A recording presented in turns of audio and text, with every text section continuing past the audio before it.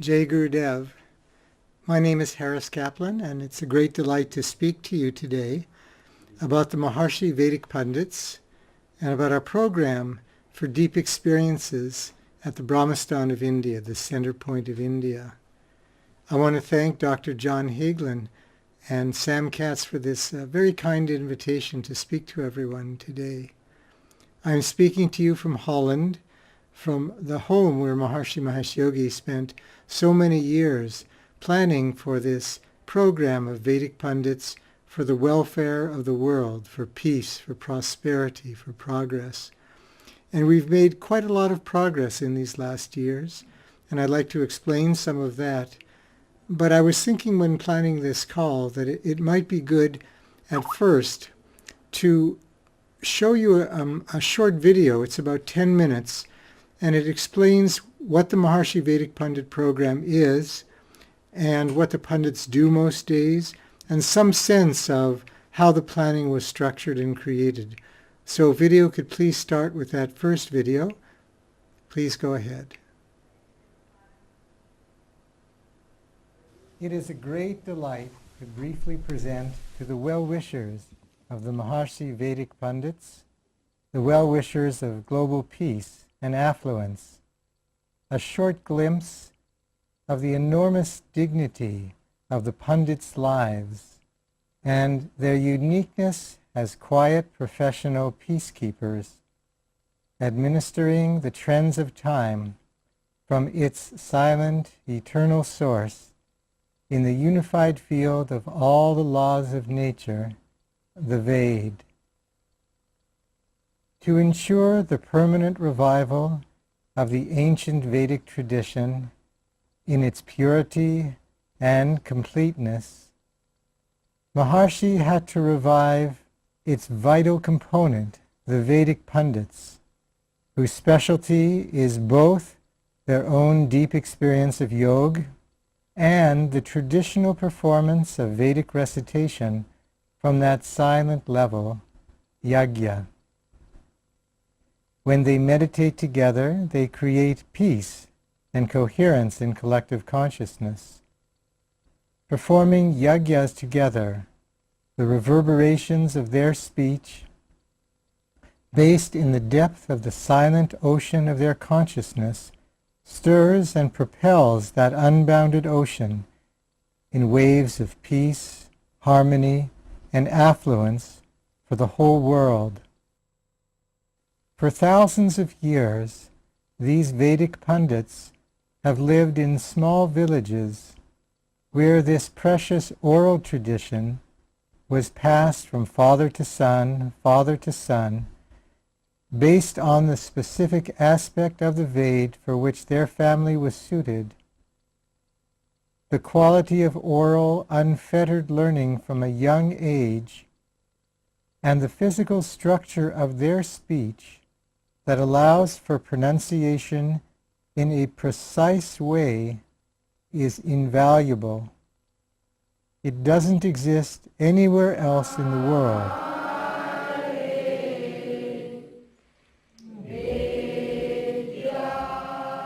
Of course, everyone is Ved and has as their own potentiality the experience of the light of the divine, of total natural law.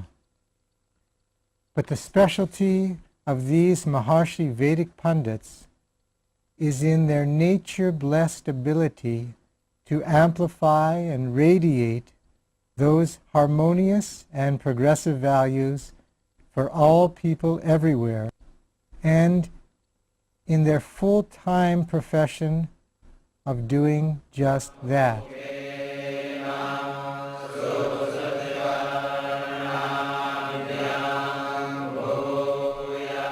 It is why they're having to do anything else for their sustenance other than being a pundit is a great misfortune for all life, and why it's our honor and delight to support them. It is also why it is vital to provide all proper support for them, including vastu buildings, food, everything, for the maximum effectiveness of their Vedic performances. Maharshi created a detailed, systematic program to ensure the flourishing of the Pandits, whose depth of profession was almost lost to the world. He created a 3-level program to ensure that Maharshi Vedic Pandits would be available for this highest purpose for our generation and for all times to come. Maharshi sent teams to thousands of small villages where Pandit families lived and created a system, an entryway, so that thousands of boys could learn to meditate and be trained there by their local Gurujis, who are in turn trained and monitored by the Maharshi Pandit system. For the second stage, when the boys are about 14, Maharshi created residential campuses across India where the Vedic teachers, the acharyas, could work with the boys towards a more perfected level of training.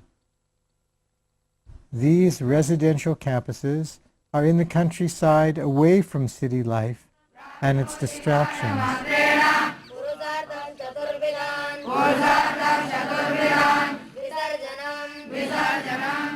There the training proceeds quietly, day by day. At these campuses, the young Pandits learn advanced programs of meditation and become capable of performing fortune-creating, powerful personal and societal yagyas.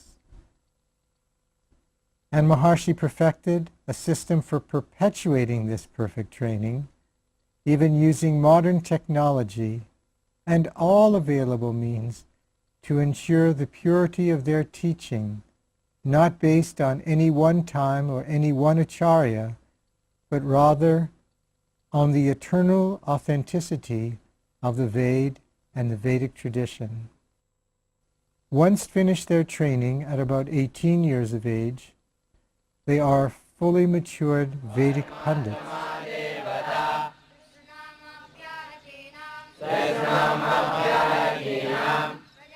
During the days at the campuses, both as students and as mature Pandits, they follow a detailed routine from sunrise to evening. Their day is structured to perfect every aspect of their consciousness and physiology, their group performance of TM in the TM City program, their time either in yagya performance or, for the younger ones, in the classroom, even to their group recitation before every meal, to their study in their personal living quarters,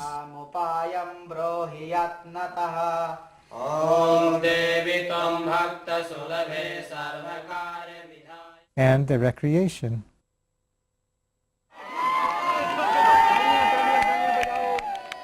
As fully matured Vedic Pandits, they perform either yagyas for individuals or specific Vedic performances, including special peace yagyas for the whole world.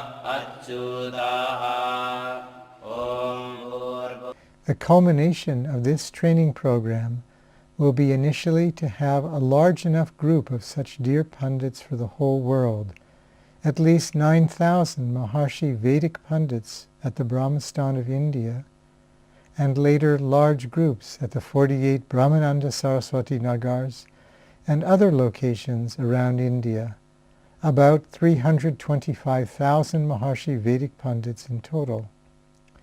The key is to create the first group of 9,000 at the Beberamasstehān and secure from that one place the security of the whole world.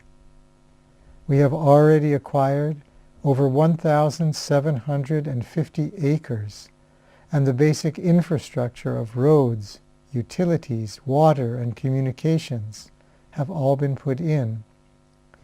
More than 200 buildings are completed, capable of comfortably accommodating about 2,000 Pandits, and construction has begun in that main campus area and 2 more areas, so that we can comfortably get up to the 9,000 Pandits. we will accomplish this goal of 9,000, and we will secure the monthly support for these dear pundits. Theirs is a highly blessed role for the world. They gain mastery of Atma, their own selves, and of the systematic utilization of the reverberations of Atma, from where all the infinitely diversified activity of creation emerges and remains. Their Vedic performances from this unbounded, eternal basis of all life are going to uplift all life everywhere. Our role is also blessed, to enjoy our own long, deep meditations, to enjoy our lives in fulfillment and the dawning good fortune for all mankind, and whenever and however possible and without strain, to support our dear Maharshi Vedic Pandits.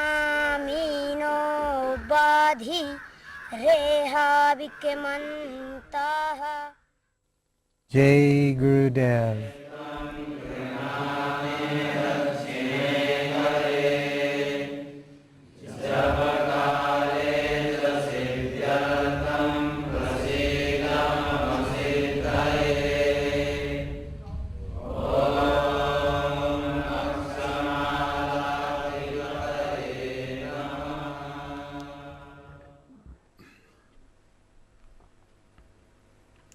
We had prepared this video to try and give some sense of something that's often quite difficult to explain.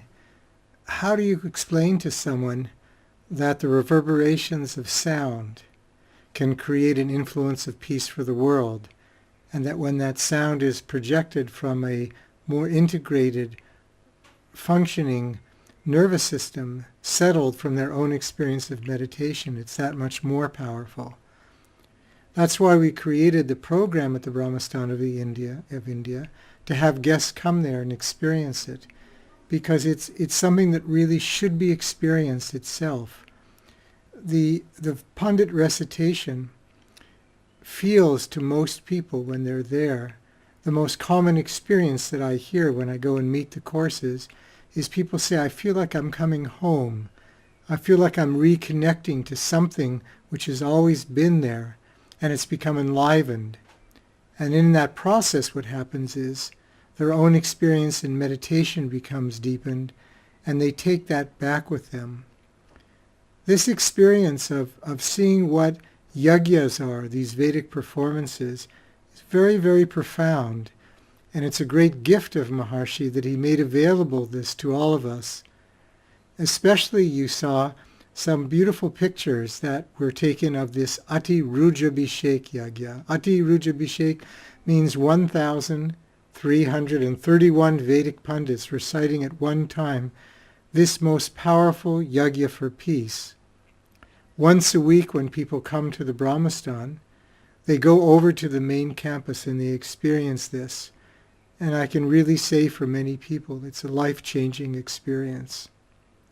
Yagyas are something very profound and very important for the world. I had a question that came in from the center in Virginia, one of the centers in Virginia, and it said, what's the difference between yagyas, for example, and listening to the Vedic Pandits and listening to Gandharva Ved? Gandharva Ved, many of you know, is that you could say the music of nature. So is it the same thing, really? And of course, there are some similar qualities. Both are Vedic recitation, is from the Ved, from that tradition of knowledge of natural law. And Gandharva Ved also comes from that tradition. It's one of the 40 aspects of Ved in the Vedic literature. But the difference is that yagyas take recourse to requesting, one could say, of that fundamental intelligence of natural law to accomplish something specific, either for oneself or for society. It's like a yagya is a way of meeting the administering intelligence of nature. When one wants to accomplish, say, something in the government, it's a very good idea to go to that specific ministry of finance or health or commerce and appeal to that minister that has the ability to accomplish a specific result. Yajnas are that appeal, you could say, through what's called a sankalpa, through an intention that goes to that fundamental silent level of life in which the laws of nature are present in their incipient form. And by the reverberations of those specific traditional recitations, it enlivens that area, it appeals to that area, and the results come from that area. It's a tremendous science of life. I wanted to give one example of one recitation that's you might enjoy, and it has also some pictures that were taken of the pundits at the Beberamasstehān of India. अथ श्री सरस्वती द्वादश नाम स्तोत्रम् ॐ सरस्वती द्वयं दृष्ट्वा वीणा पुस्तकधारिणी हंसवाहसमायुक्ता विद्यादानकरी मम प्रथमं भारती नाम द्वितीयं च सरस्वती तृतीयं शारदा देवी चतुर्थं हंसवाहिनी पञ्चमं जगदीख्यातं षष्ठं वागीश्वरी तथा कौमारी सप्तमं प्रोक्ता अष्टमं ब्रह्मचारिणी नवमं वृद्धिदात्री च दशमं वरदायिनी एकादशं शूद्रघ्रष्टा द्वादशं भुवनेश्वरी ब्राह्मी द्वादश नामानि त्रिसन्ध्यं यः पठेन्नरः सर्वसिद्धिकरी तस्या प्रसन्ना परमेश्वरी सा मे विशतु जिह्वाये ब्रह्मरूपा सरस्वती ॐ Saraswati देव्यार्पणमस्तु. This aspect of creating this wave of coherence from Vedic recitation, yajna, and from the experience of deep experience of meditation, yoga, is we're trying to create these very large groups in India. I wanted to mention that it's not just Vedic pundits that are becoming enlivened in India. We have a very large school system, as many of you know. We have 148 schools. It's the largest private school system in India, over 100,000 students. We have 7,200 staff. 45,000 of the students are already yogic flyers. 54 schools have created this most advanced consciousness-based education program. We have 56,000 students in Maharshi Mahesh Yogi Vedic Vishwavidyalaya, the university, and it's probably about 7,000 or 8,000 students in 5 other Maharshi colleges. And every Saturday around India, we have about 250,000 people assemble in their areas for group meditation, all designed to create that coherence in society. So that very powerful aspect of yoga, of meditation, we continue to do on one hand. And the reason for that is said in the Yoga Sutras, that it said that in the vicinity of yoga, hostile tendencies are reduced. That it's not that this is a hope that something happens, but it's actually an effect, and it's measurable. It's measurable on the individual level. We can see when we meditate what's happening. And it's measurable also on the societal level. When more people meditate, the effect of that coherence spreading out. We've had a lot of fun in the last 2 years at the Beberamasstehān that one of the great brainwave researchers in America, Dr. Fred Travis, has come. He wanted to see what happens when you compare someone who's meditating and their brainwave patterns, and to someone who's meditating and then listening to the Vedic recitation. And also, I'll tell you after I'm going to play this short clip, what happens when we measure the Maharshi Vedic Pundits, what happens in their brainwaves when they recite. But if video can now play the third short clip. Hello, my name is Fred Travis. I'm director of the Center for Brain, Consciousness, and Cognition. I've been here for the last month recording brainwaves in 27 of the guests at the Bajori campus when they were listening to the Vedic recitation by the Vedic pundits. The pattern of brainwaves I've seen this month resembles what we saw last year, and that is during their transcendental meditation practice, there's increased alpha-1 coherence in the front of the brain, the executive centers of the brain. When those same people listened to Vedic recitation, coherence in the front of the brain in alpha-1 was even stronger. That's suggesting that listening to Vedic recitation is establishing a very deep, strong experience of pure consciousness. At the same time, we found increased coherence in a lower band called theta. The theta band is seen whenever your attention is on internal mental processing. And Vedic recitation seems to lead to higher coherence in both of these bands at the same time, both theta and alpha. What this indicates, I think, that listening to Vedic recitation is not an external experience, but it's an internal experience.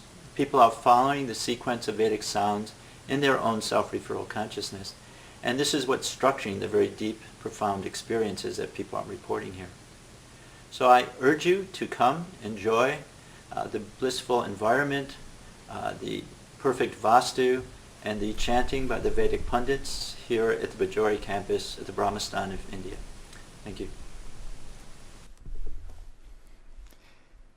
It's really interesting that we actually can point to a time when Maharshi assembled in India from 1987 to 1990 a large group of Vedic pundits. At that time, we had about 7,000 Vedic pundits, which was at that time the square root of 1% of the world's population, which is the basic number that we're looking for to create that ongoing influence, that needed influence of harmony and coherence and peace. At that time, the LA Times had a headline that said, "Peace is breaking out all over." It was the end of the Cold War, which the Berlin Wall fell in the most surprising way. It was a mistake. People didn't understand how the guards didn't get the message that they shouldn't let people through and let them through. And so in that kind of natural way, you could say, or effortless way, that period ended. 34 separate conflicts around the world all ended during that time. We weren't able to keep up the funding for the Vedic pundits. I wish we had been able to do it, but now we're in the process of reassembling and creating that large group again, and we're hoping to do it on a permanent basis. And we'll continue to do, as Dr. Travis said, all the scientific research, because it's clear that from all the studies done on large groups meditating, and also when the pundits assembled, that a very dramatic effect is going to happen, a very positive effect is going to happen. That effect is outwards, it's for the whole world. But I want to mention to you that the effect is also very much inside us. And the joy, the experience of having that enlivenment, of the experience of that natural law through the Vedic Pundit recitation and being in that very pure environment in India is also very profound. My wife Arlene prepared a video of a number of people, some from the United States that some of you may know, who came, and in this short clip now they're going to be describing what it's like actually to be there. Hi, this is Bob and Carol Markowitz, and we just wanted to share with you our great delight of being at the Bebaramasstehaan and the Bajori campus. We had a fabulous time. It's just really great when the pundits come to you in a nice small room and a group of pundits. And then just the experience is really deep and sweet and just nice being around them. And then we had a great time going over to the main campus for the big Ruja Abhishek and to be around all the pundits there. And the rooms are really comfortable. It's a beautiful setting way out in the country, just very idyllic, very sweet, right by a flowing river where the villagers come to wash their clothes and their children, and the food was fabulous. So, and everyone there just wanted us to be really happy. It was also fun to be around so many international people. We just, from every country you can imagine, there was people there from Brazil to Kazakhstan, and it just created a really warm feeling, and we just really had a great time. Our experiences rounding there, the deep silence, just very powerful and enjoyable, and we're actually going back this year and very much looking forward to it. Thank you. A visit to the Bebramstan of India is a thing we really like to do every year. But the standards are so great, the cleanliness, the plumbing, the furnishings, everything's so familiar. It's so professionally run. The management is terrific. The access from Delhi is close. It's less than 2 hours by turboprop, by SpiceJet or Air India. It's a quiet, rural, natural, beautiful location. The food is fantastic, but the pundits, this thing is unique in the world as a resource. It's gold standard. Maharishi's training that has given these Maharishi Vedic pundits a quality of recitation that is completely, it's literally out of this world. It's a most wonderful thing. You've got to visit.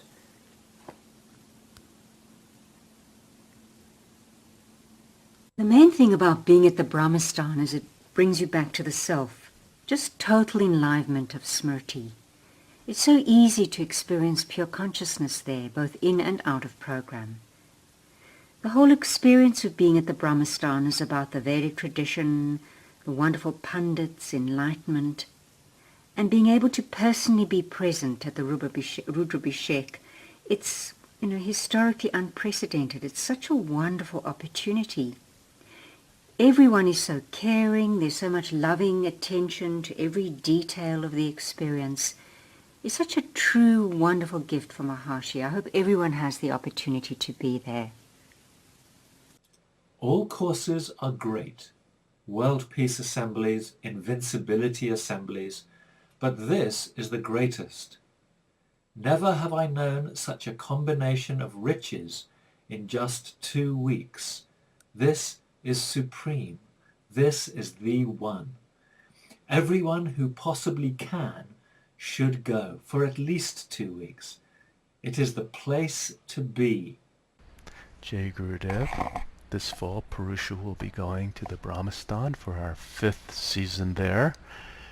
So we've seen really the successive changes that have taken place over the years there, and we're very happy to report that there is such a deep, profound level of silence and power there. It's an ideal place for Purusha to do its program, and really anyone. And when you add on the comfort level that has been achieved there, and most importantly, the daily performances of the pundits and our privilege to attend these performances, which are at a really superb level now. We would just like to thank Girishji and Rajaharishji for hosting us there, and encourage anyone who has an opportunity to attend the courses at the Bebramstan to do so. Jai Gurudev.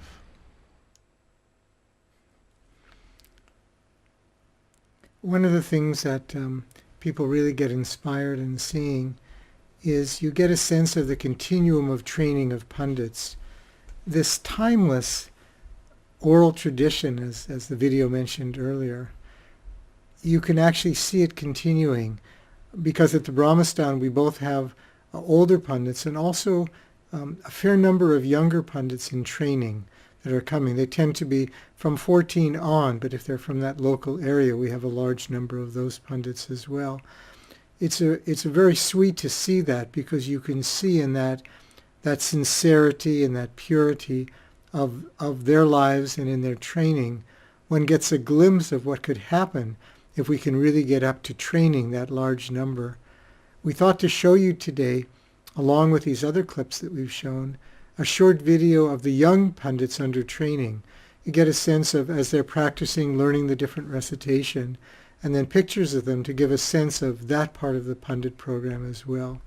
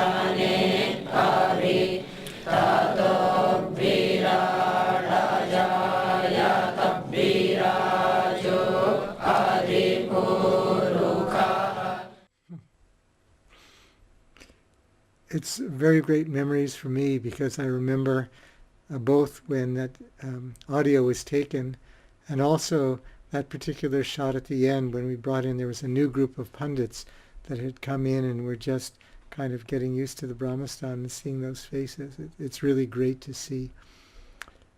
We'll be going there again. My family will be going in about 5 or 6 weeks, and we'll be there for 6 months, and it's really a fantastic experience. I wanted to invite anybody, if you have questions now. I'll be saying a few more comments, but while I'm doing that, if you have any questions now, you could send it to me by Skype if you're on your computer. One of the questions that we had gotten just before was, is it hard to get there? Is it a really difficult trip from the United States? And the answer is that it's long. It takes a while to get there, but it's not a difficult trip. There's so many different flights daily, either into Delhi or into Mumbai. Most of our guests fly into Delhi. Then what most people do is they spend a night in Delhi and then get on the flight in the morning, or the midday right now, that goes from Delhi and it flies to Jabalpur, which is the closest airport to us. It's in the center of India. And then we pick you up there and bring you to the Bebaramastan. So it's easy to get there. Another question is, are the rooms really okay? I've heard stories in the past of people who went to India and it was really not comfortable, or people got sick. And we put a lot of time and attention into creating a really, what we hope people will experience as. And so far, over the 5 years of courses that we've held there, and I think now about 3,000 total people, guests, have come to the Bebaramastan. What we've always heard is that people are surprised by the level of comfort. The rooms, everybody has a little, like a suite, you could say. There's you saw a picture of the sitting area in the front, and then the back, a bedroom, and then behind that, of course, you have your own private bathroom. People can share a room if they'd prefer, and then we also have deluxe suites for people who would like those. The food is really excellent. We have 3 full-time chefs on our course, and they're pretty fabulous, cooking both Western food and also Indian food. Generally, people end up after a day or so really enjoying the Indian food, but we make sure that there's also food that everybody's used to. We really don't have problems with people getting sick. The only thing that we've seen is if people come to India and travel around a lot before coming to the Bebaramastan and then don't eat properly or don't take care of themselves, then occasionally we'll have some issues. We'll get colds or something like that. But generally it's been fantastic. To give another kind of a taste of what it's like, Arlene prepared a short video which she calls The Sights and Sounds of the Bebaramastan, and it's to kind of give you that sense of what it's like to actually be there.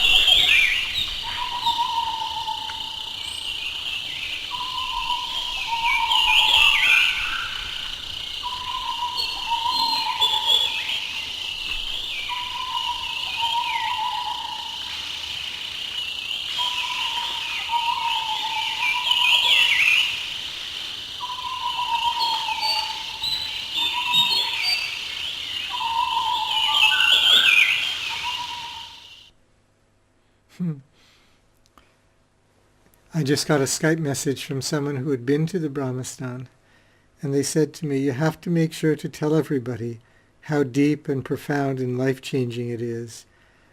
Tell them this. Tell them it might not always be available. One never knows.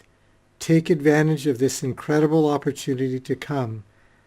Even if it is a long trip, it's not a hard trip. Come, it's completely worth it, and a once-in-a-lifetime experience. Thank you for sending that beautiful note. It is. I mean, it's the most remarkable thing. I sometimes am amazed myself when I go back, because one lives one's life every day in the world, and you forget. It's easy to forget that there is a place from which really we can create this peace for the world. It's possible to forget some days, watching the news, watching political conventions, reading different articles. It's easy to forget that this possibility is not only something which might happen, but it's been started. And not just that, but that depth of inner experience of life isn't anymore a far-flung dream or hope for a few people, but it's a birthright for anyone who wants to live life in enlightenment. The possibility of taking that great promise of the family of man, the promise of inner fulfillment and outer success, is made much more resonant, more lively, more real, more immediate, of course by our meditation, and very much by having exposure to, for some time, hopefully you could come for at least a couple of weeks. 1 week is okay, but if possible, at least a couple of weeks, and really sink into that experience. Because what one gains out of that, one never loses. The increasing experience oneself of inner fulfillment once had is impossible to forget. And once experienced there, one takes it home. I'm very proud of the pundits at the Beberamasstehān of India. I'm proud to be able to be part of a program that Maharishi created to offer that to everybody.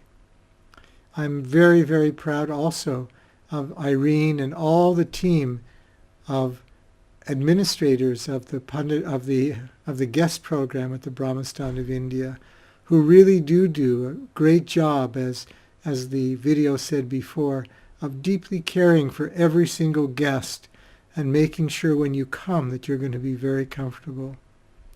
It's a wonderful thing to be able to offer such a great secret to the world.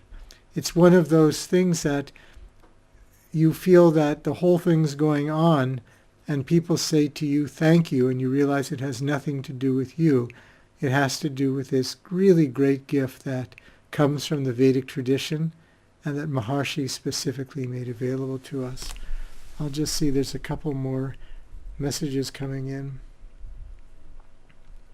I think that I'll just end because I told everyone we try to end in 45 minutes, so we'll have another call and take these other couple of questions another time. But I wanted to just end by reminding everyone how you could find out more about these courses. Please go to our website, which is maharshiindiacourses.com. So Maharishi, all one word, maharishiindiacourses.com. It's a fantastic site anyway, and we've just upgraded it, so you'll love visiting it. It has fantastic videos, some that you saw, but most that you haven't, probably 12, 15 videos anyway, and lots of information about the Beberamastan courses. So please visit maharshiindiacourses.com. I very much hope to be able to see you come sometime to the Beberamastan, and if you can't, it's great that you have this knowledge that there is this tremendous program, and it's going to create something fantastic for the world. So from here in Holland to everyone in America, thank you so much for joining, and Jai Gurudev.